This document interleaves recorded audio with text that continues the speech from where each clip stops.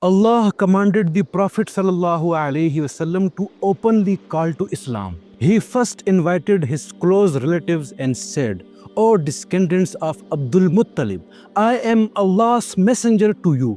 I warn you of his punishment." Abu Talib supported him, but Abu Lahab opposed him.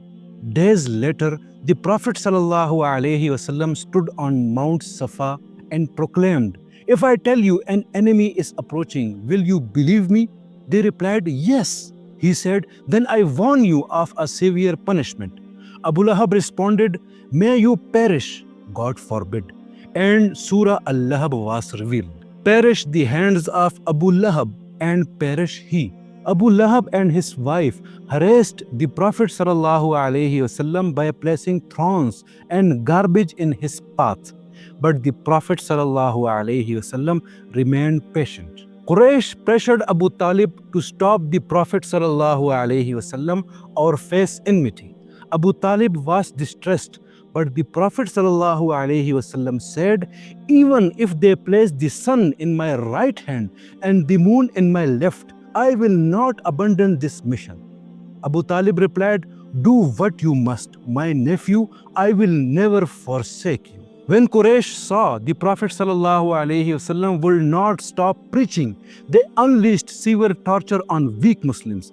Bilal Raziyallahu Ta'ala Anhu was dragged on scorching sand with a heavy stone on his chest, yet he kept saying, "Ahad, Ahad, Ahad." Khabab Raziyallahu Ta'ala Anhu was burned on hot coals. Ammar Raziyallahu Ta'ala Anhu and his parents were brutally tortured. His mother Sumayya Raziyallahu Ta'ala Anha was martyred with a spear, becoming the first female martyr in Islam. Abu Bakr Raziyallahu Ta'ala Anhu was beaten unconscious for openly preaching Islam.